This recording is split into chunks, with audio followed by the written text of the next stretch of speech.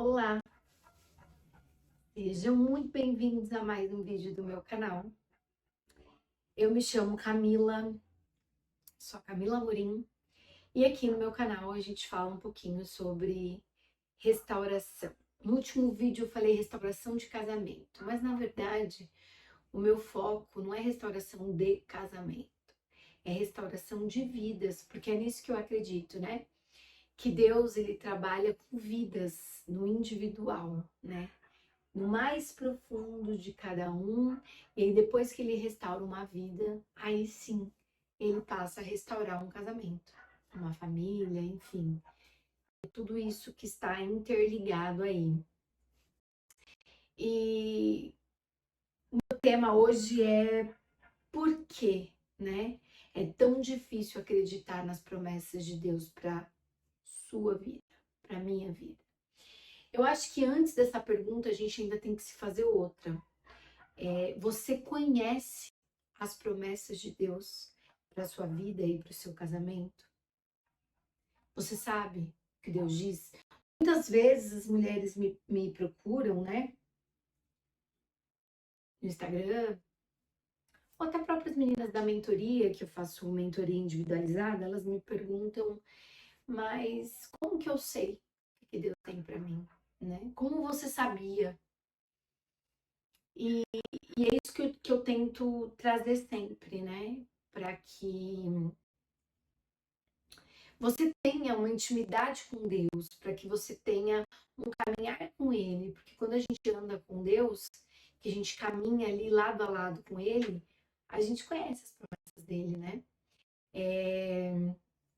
Aqueles que desejam desfrutar das promessas de Deus precisam primeiro abandonar o pecado, né?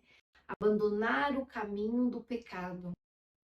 E aí, quando a gente abandona isso, aí a gente passa a caminhar lado a lado com Cristo e a desfrutar destas promessas e a conhecer essas promessas. E quando eu digo conhecer, eu não estou falando apenas de intelecto, né?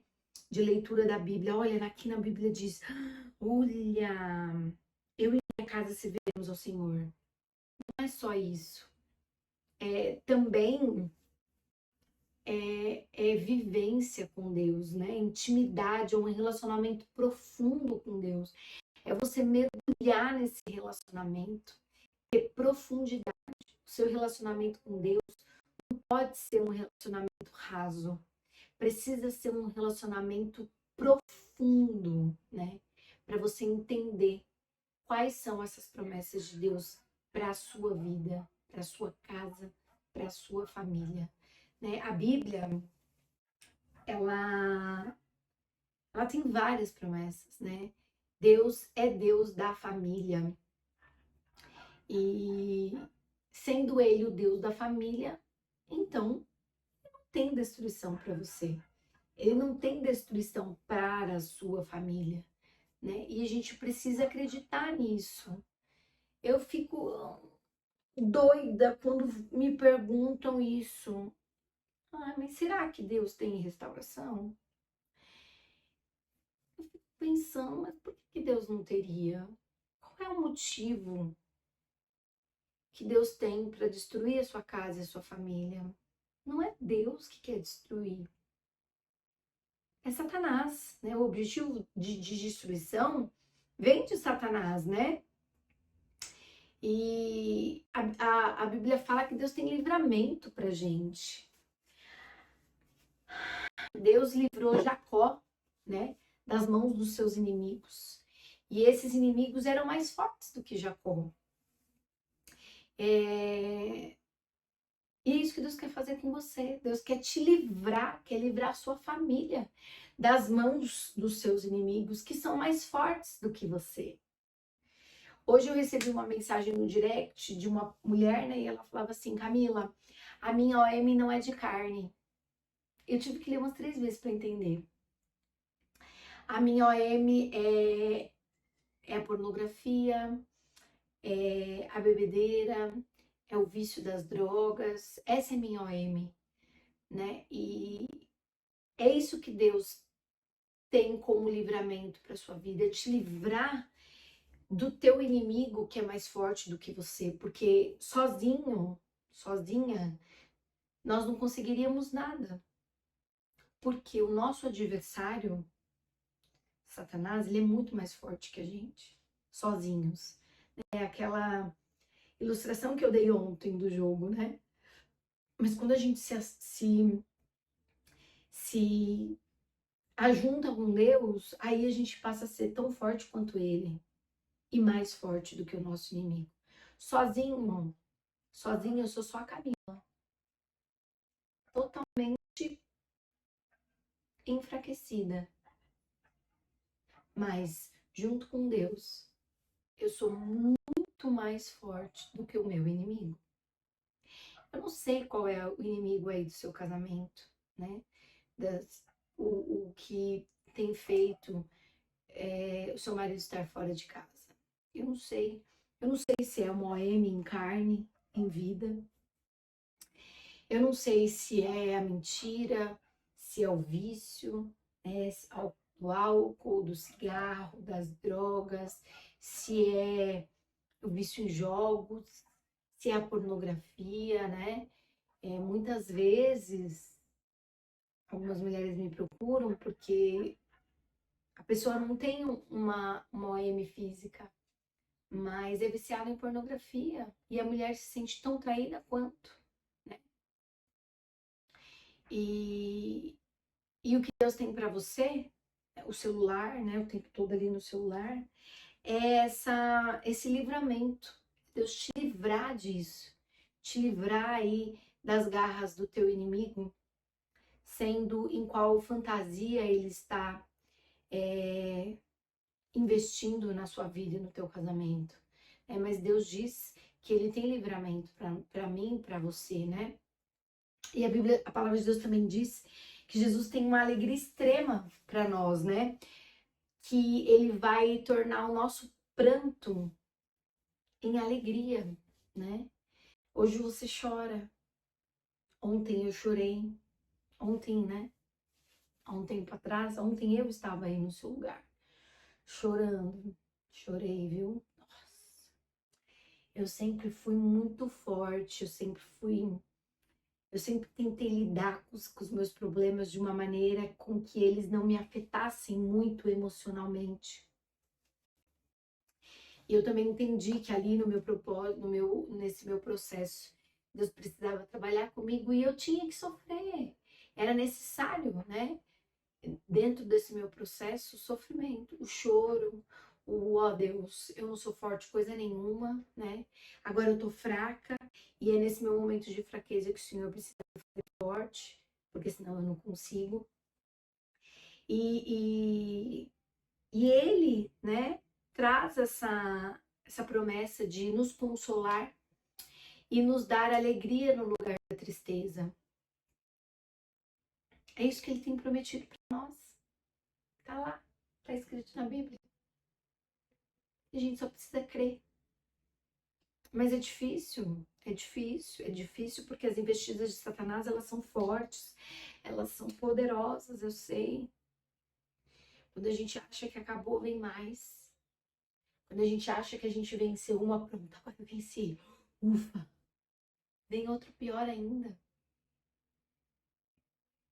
E é tão doído porque você sempre acha que você não merece passar por isso, né?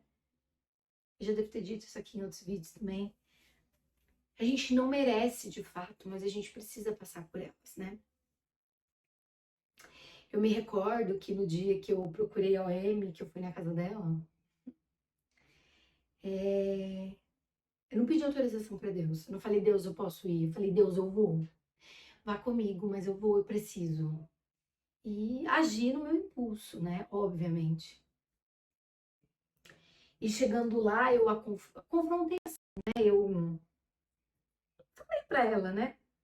O que eu tava sentindo. Como eu já falei para vocês, a minha ideia inicial era para ela não mais estar com o meu filho, porque eu sabia nas promessas de Deus, eu acreditava. Eu acreditei o tempo todo nas promessas de Deus. E eu só queria que ela não ficasse mais perto do meu filho, porque eu sabia que aquilo ia trazer danos para a vida do meu filho. Mas aí a gente acabou entrando no assunto e tal. E eu sempre fui muito firme nas minhas palavras, né? E eu falei para ela, eu falei, olha, meu marido vai voltar para casa. Porque é isso que Deus me prometeu. Independente de você estar com ele ou não, meu marido vai voltar para casa. E eu falei para ela, né? Eu falei, a gente não tá no mesmo patamar, porque nós não estávamos. Eu falei, você me desculpa, mas assim, eu não tô aqui para disputar de igual para você, porque eu não tenho nada para disputar de igual para você. Eu sou esposa e você é amante.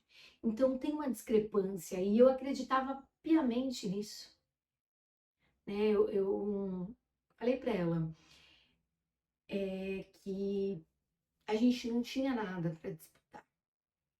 Era desleal, porque eu tinha infinitamente mais propriedade, né? Mais autoridade sobre a vida do meu marido do que ela. Naquele momento ele estava opresso, ele estava enganado, ele estava. Mas a gente não tinha nada. Eu me lembro que ela falou assim: você acha que se eu sair da vida dele, ele vai voltar para você? E eu respondi para ela que eu não achava, não, eu tinha certeza. E que independente dela sair ou não, o meu marido retornaria. Eu tinha plena certeza disso. E ela falou assim para mim que, que então tá bom. Então tá bom. O que depender de mim, acabou. E eu saí da casa dela com a certeza de que eu havia ganhado aquela batalha. Quando eu cheguei, logo ele me ligou, né? Desesperado. Você vai acabar com a minha vida. O que que você tá fazendo? O que que você foi fazer? E eu falei pra ele. Falei, eu não tô fazendo nada. Na verdade, quando eu cheguei lá, ela me. Assim, né? Meio que. Eu penso, eu já cheguei com essa banca toda de que, ó, não tenho nada pra disputar com você aqui. Então, imagina, eu já devo ter deixado ela bem. E ela, de um jeito doce, calmo, sereno e tranquilo, ela falou assim pra mim. Mas ele disse pra mim que o que ele sente por mim, ele nunca sentiu por você. Tentando me desestabilizar, né? Tentando me. E aí eu falei, é mesmo? Você acreditou? E ela falou, sim. Aí houve uma situação onde eu falei assim, então por quê? Eu até já contei pra vocês, né, que a gente passou um dia no parque juntos. E eu falei, então por que que ele me convidou pra ir pro parque? Deixou você aqui e me convidou. E aí ela falou assim, não foi ele que te convidou, foi você que apareceu lá. Eu falei, ah, foi isso que ele te contou? Eu falei, não, ele me convidou. E de fato ele tinha me convidado. Eu já deve ter contado isso aqui também. E eu fui. A princípio eu falei que eu não ia, mas Deus mandou eu ir, eu fui, eu obedeci, fui. E aí eu mostrei umas conversas, enfim. Né? Eu fui pra falar do meu filho, mas obviamente que a conversa ganhou um tom. E eu falei assim pra ela, então faz o seguinte, faz uma videochamada pra ele. Pergunta pra ele. Dá a chance dele te contar a verdade, então, mais uma vez. E ela ligou. E aí ela perguntou pra ele, né? Ele falou, nossa, de novo essa conversa? De novo você vai querer falar sobre isso? E ele... Ela falou, não, é a última vez. E aí ele mentiu, né? Ele falou que eu exponho sempre ele pro mal, coitado. Mas é necessário algumas historinhas, eu sei que vocês também são curiosos, gostam de ouvir, né? E eu falei... E aí ele falou que eu que tinha aparecido lá. E aí eu tava do lado, né? Só que ele não tinha me visto ainda. Eu apareci. E aí eu falei, nossa, é mesmo? Ele levou um susto, né? Tipo, o que você tá fazendo aí? Tal, e nananã. E aí a gente gerou um conflito. Só que ela ainda não tava satisfeita. Até porque eu já tinha confrontado ela algumas vezes e feito ela repensar sobre o papel dela ali. E antes dela encerrar a videochamada, ela perguntou assim pra ele: eu posso te fazer uma pergunta? Eu gostaria que você fosse sincero na sua resposta. Você tem dúvidas sobre o que você sente por mim e o que você sente pela Camila? Gente, naquela hora, eu fiz assim, nossa. Eu lembro que eu tava beira do sofá dela, assim. Eu só fiz assim e falei, não, agora ele vai acabar com a minha raça, né? E não, ele não teve coragem de dizer. Ele falou pra ela, sim, eu tenho dúvidas. E eu saí de perto e falei, ó, termina a conversa com ele que eu vou ao banheiro. Nem sabia onde era o banheiro, fui no banheiro. E terminei minha conversa com ela e eu saí da casa dela, crente, que ela ia sair de cena. Falei, pronto, ganhei, a vitória é minha. E pra minha surpresa, não. Ela não terminou. Na verdade, ele disse que ela terminou, mas logo voltou atrás, enfim. E com tudo isso, eu continuava crendo na promessa de Deus. Eu sabia que ainda não era o tempo. E não é fácil a gente esperar o tempo, né? A gente quer o nosso tempo, do nosso jeito. Mas assim, chorei mais um pouco, sofri mais um pouco, né? Me descabelei mais um pouco. Continuo crendo nas promessas de Deus para mim. Em 1 João 4,18 diz que na caridade não há temor, né? E que antes, na perfeita caridade, a gente lança fora o temor. O que isso significa? Que a gente precisa lançar fora o medo, né?